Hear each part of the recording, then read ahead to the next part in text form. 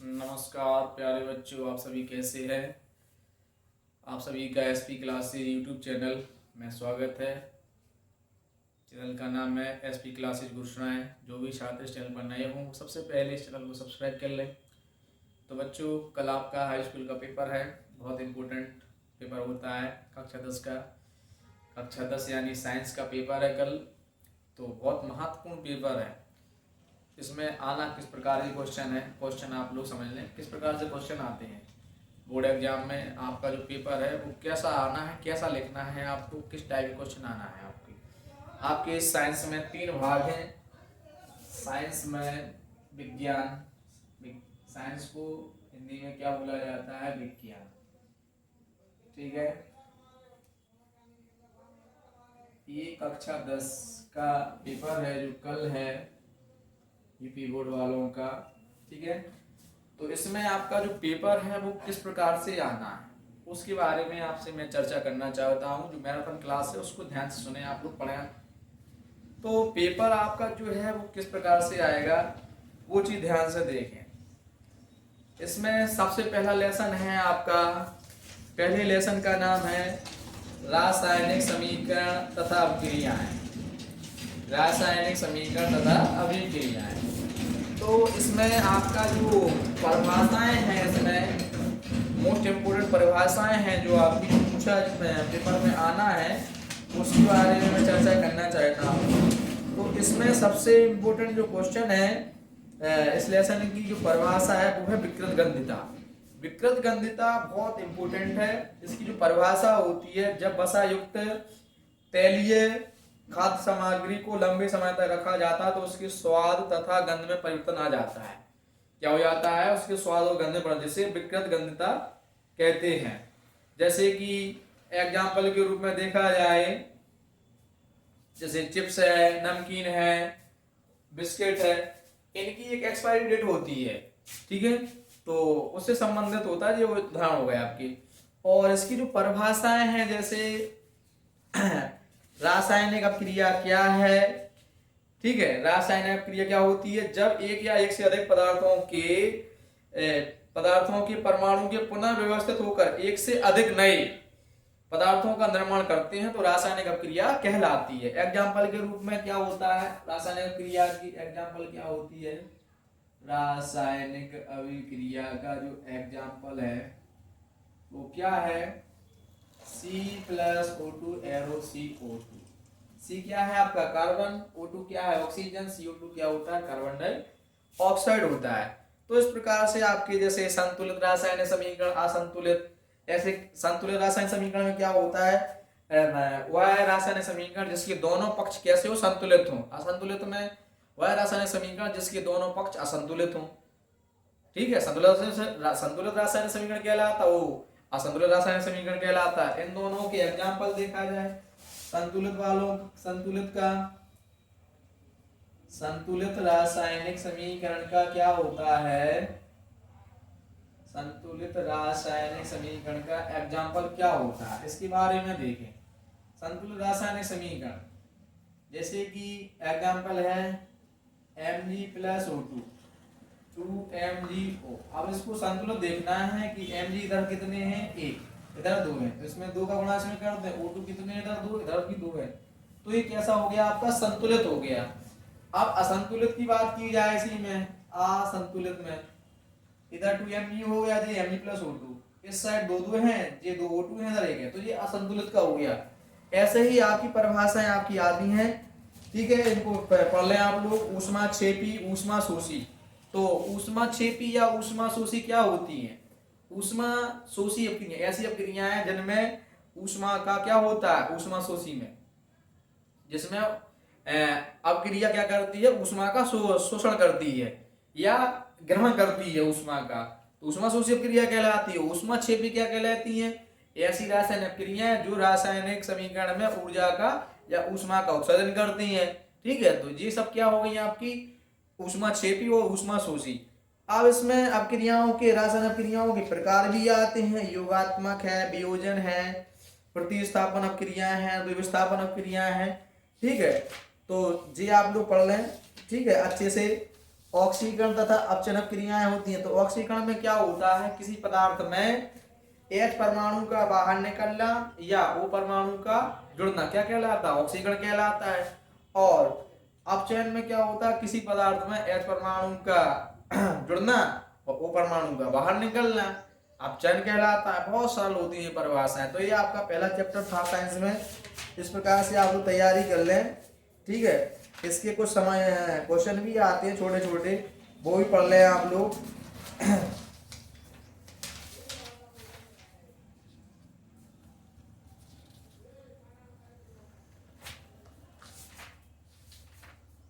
अगला सवाल है जैसे अम्ल क्षार, लेसन का नाम है अध्याय 2 है अम्ल क्षार तथा लवण। बहुत इंपॉर्टेंट चैप्टर है आपका ये अध्याय दूसरा, अम्ल क्षार तथा लवण। अम्ल की पहचान क्या होती है, अम्ल अम्ल कैसे होते हैं, खट्टे। कैसे होते हैं, खट्टे। और क्षार कैसे होते हैं, स्वाद में कसैले, ठीक है। और लवण कैसे होते हैं, उदासीन। इनका मतलब स्वाद कैसा होता है, उदासीन होता है। मतलब ना तो खट्टे होते हैं ना क्षारीय होते हैं, दोनों का एक जैसे रहते हैं।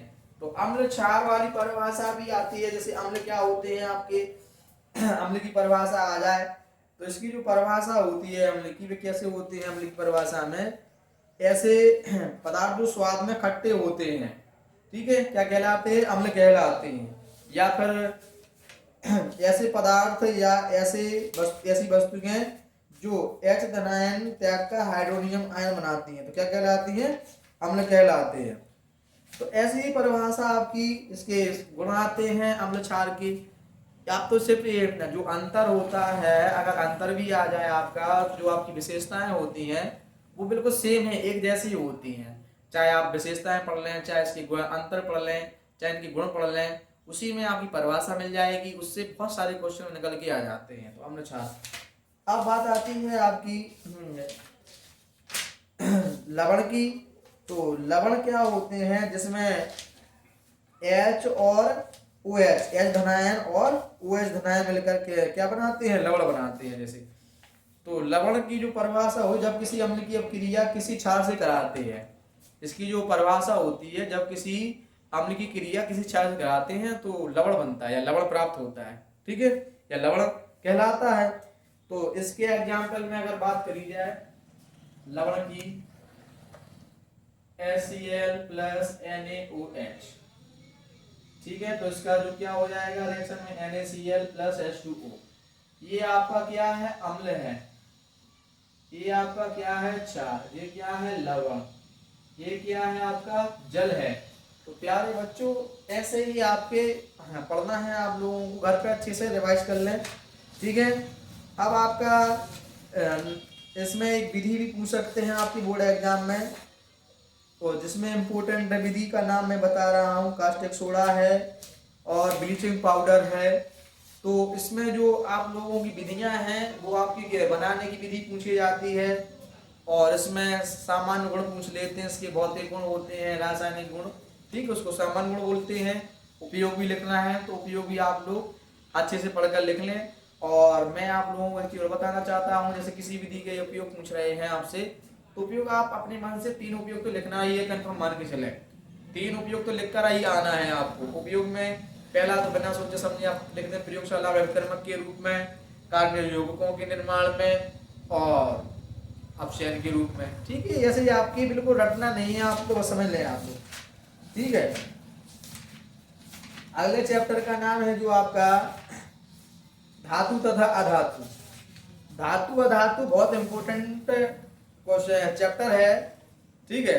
और जो हमने अभी पिछली चैप्टर में पढ़ाया है आपको अम्ल क्षार में, एक चीज और मैं भूल गया, इसमें से एक सवाल आता है, ठीक है, अम्ल क्षार वाले लेसन से। इसमें पीएच मान भी पूछे जाते हैं आपके, पीएच मान भी आप लोग अच्छे से कंफर्म कर लें। उदाहरण में इसमें क्या है आपका पीएच मान, एक सवाल आएगा आपका पीएच वाला, ठीक है। और ये पीएच मान आपका बहुविकल्प में ही पूछा जाएगा, ठीक है।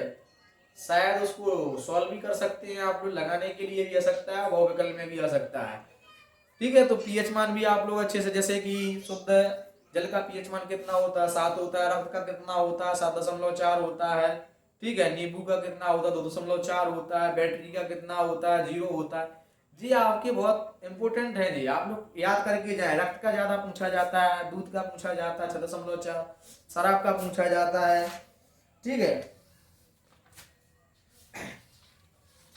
अध्याय तीसरा है आपका, अध्याय तीसरे का नाम है धातु तथा अधातु। अध्याय तीसरा है जो आपका, अध्याय तीसरा धातु तथा अधातु। ये आपको समझना है कि धातु और अधातु। धातु तो आप लोग जानते हैं, जैसे कि सोना, चांदी, लोहा, तांबा, एल्यूमिनियम। और अधातु क्या होती हैं, जिसमें कार्बन है, ऑक्सीजन है, हाइड्रोजन है, सिलिकॉन है। ये सब क्या है, अधातुएं हैं। क्या है, अधातु हैं। इनके अंतर भी पूछ लेते हैं, गुण भी आते हैं, अच्छे से इंपॉर्टेंट है, याद कर लें आप लोग। और इसमें एक परिभाषा है संचरण की। संचरण की परिभाषा बहुत इंपॉर्टेंट है, मैं बता दूं। संचरण क्या होता है कि संचरण का मतलब होता है किसी चीज पे जंग लगना बोलते हैं। ठीक है, तो क्या होता है कई बार कि जैसे लोहा है, आप लोहा को आप शुद्ध जो लोहा है, ताजा लोहा निकल के आ रहा है, कोई वस्तु निकल के आ रही है, उसको बाहर रख दें आप लोग, तो जो उस पर जंग आ जाती है वो किसकी उपस्थिति में बनती है जंग, वायु और नमी की उपस्थिति में। तो इसकी जो परिभाषा बनती है, परिभाषा क्या होती है, वायु तथा नमी की उपस्थिति में जो लोहे पे उपस्थिति में जो क्रिया होती है लोहे पर, उसे क्या कहते हैं, संचरण की क्रिया कहते हैं। क्या कहते हैं, संचरण वाली क्रिया। तो यानी कि वायु तथा नमी की उपस्थिति वस्तु का धीरे धीरे होना क्या कहलाता है, संचरण कहलाता है। यह एक कौन सी प्रक्रिया है, रासायनिक प्रक्रिया है। ठीक है, और इसमें एग्जाम्पल के रूप में क्या होता है, लोहे पर जंग लगना है, चांदी का काला पड़ जाना है। ठीक है, और पीतल तथा तांबे पर हरे धब्बे बनना है। ये सब एग्जाम्पल है इसके। मिश्र धातु है, आप लोग मिश्र धातु भी पढ़ लें आप लोग। जैसे एग्जाम्पल है स्टील है, स्टील किस किस से बनता है मिलकर, लोहा और कार्बन से मिलकर बनता है। पीतल है, पीतल किससे बनता है, तांबा और जिंक से, जिसमें 80% तांबा होता है और 20% क्या होता है, जिंक। और कांसा है, कांसे के बारे में ही पूछा जाता है। इसमें भी तांबा कितना होता है, 88% होता है। और टिन जो धातु होती है वो 12% होती है। इससे मिलकर इसके उपयोग पढ़ लें, मिश्र धातु से संबंधित आपका मिलना ही है। तो जी आपका तीसरा चैप्टर था खंड है। इसके 3 भाग होते हैं साइंस के। साइंस में कितने भाग होते हैं, 3 भाग होते हैं। एक तो आपका खंड आ में क्या हो जाएगा, खंड ए, पार्ट ए बोलते हैं जिसको। ठीक है, पार्ट ए में आपका जो चीज आएगी वो देखो आप लोग, इसमें आएगी आपकी केमिस्ट्री, साइंस के पेपर में। ठीक है, पार्ट बी में जो है आपका वो क्या है, बायोलॉजी। क्या है, बायोलॉजी। और जो पार्ट सी है आपका, उसमें क्या है आपका, पार्ट सी में, पार्ट सी में है आपकी फिजिक्स। क्या है बच्चों, फिजिक्स है आपकी। तो ये चीजें आपकी हैं। तो केमिस्ट्री में 4 लेसन है आपके, इसमें भी आपके 4 हैं, इसमें भी 4 हैं लेसन। ठीक है, तो कुल मिला के एक पर्यावरण का लेसन होता है, कुल मिलाकर 13 अध्याय हैं आपकी। तो इसी से संबंधित आपका पूरा चैप्टर ये पूरा सिलेबस में इतने चैप्टर है। ठीक है, बहुत बढ़िया, अच्छी तरीके से आप लोग तैयारी करके रखें। और बच्चों अब जो आपका जो चैप्टर है कार्बन तथा इसके योग, रासायनिक विज्ञान में फर्स्ट पार्ट में बहुत इंपॉर्टेंट लेसन है। इसमें से आपकी IUPAC आपको मिलना ही है। आप लोग इसमें से IUPAC पढ़ लें अच्छे से, क्योंकि IUPAC आपके बहुविकल्प में मिलना ही है। और IUPAC आपसे ज्यादा पूछे जाते हैं, इसके नियम पढ़ लेना। इसमें सबसे पहले तो आपको क्रियात्मक समूह उसके बारे में जानकारी, इसके नियम पढ़ाए जाते हैं। ठीक है, नियम होते हैं, उसको पढ़ लें आप लोग। और जो कार्बन के आधार पर होते हैं, जैसे कार्बन है, जैसे आपके कार्बन की संख्या है, कार्बन की संख्या 1 है, 2 है, 3, 4, 5, 6 ऐसे बोलते हैं। ये कार्बन है तो इसका नाम क्या होता है, मैथ। 2 है तो एथ, 3 है तो क्या हो जाएगा, प्रोप, 4 है तो ब्यूट, 5 है तो पैंट, 6 है तो हेक्स, 7 है तो हेक्ट, 8 है तो ऑक्ट, 9 है तो नॉन, 10 है तो डेक्स। इस प्रकार से अब आपके जो क्रियात्मक समूह हैं OH है, CHO है, COOH है, और तुम्हारे जो क्या बोलते हैं इसमें Cl है, Br है, I है। तो मैं आपको एग्जांपल के रूप में समझा दूं कुछ IUPAC।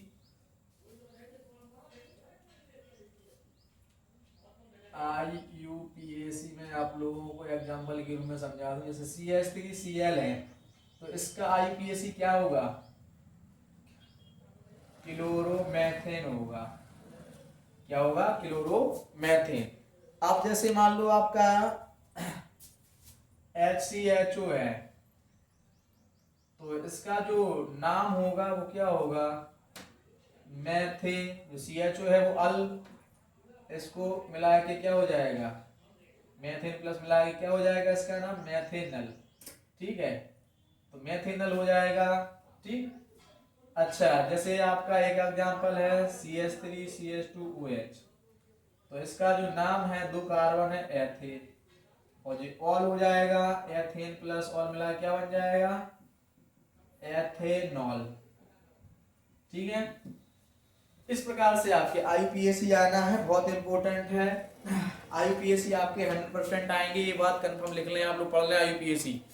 आपके 2 से लेकर 4 नंबर तक की IUPAC आना ही है इस लेसन से, आप लोग बिल्कुल कंफर्म मान लें। और अगला जो आपका आएगा वो है साबुन तथा अपमार्जक। अपमार्जक किसको बोला जाता है, निरमा को। किसको बोला जाता है बच्चों, निरमा को बोला जाता है। तो आप लोग इसके बारे में पढ़ लें। ठीक है, साबुन तथा नहाने अपमार्जक में अंतर भी आता है। नहाने का साबुन है, कपड़ा धोने का साबुन है, भाई ये भी बहुत इंपॉर्टेंट है आपका। ठीक है, इसमें साबुनीकरण की क्रिया आती है। ठीक है, अच्छे साबुन के उपयोग भी आते हैं। ठीक, तो जो साबुनीकरण की क्रिया है, साबुनीकरण की जो क्रिया है बच्चों, उसको किस प्रकार से बनाया जाता है, साबुन किस प्रकार से बनाते हैं। साबुन को अपन लोग बनाते हैं ट्राइस्टीरेन वसा के साथ कास्टिक सोडा की क्रिया कराएंगे तो क्या बन जाता है, सोडियम स्टीरेट बनता है। क्या बनता है, सोडियम स्टीरेट। और सोडियम स्टीरेट ही आपका क्या है, साबुन है। क्या है, साबुन होता है, तो इसको ही साबुन बोला जाता है। प्लस इसमें ग्लिसरॉल भी निकलता है, जिसको क्या बोलते हैं, ग्लिसरीन बोला जाता है। क्या बोला जाता है इसको, ग्लिसरीन। तो मैं एक बार इसकी रिएक्शन में आप लोगों को समझा रहा हूँ किस प्रकार से साबुनीकरण की क्रिया होती है, आप लोग देखें अच्छे से।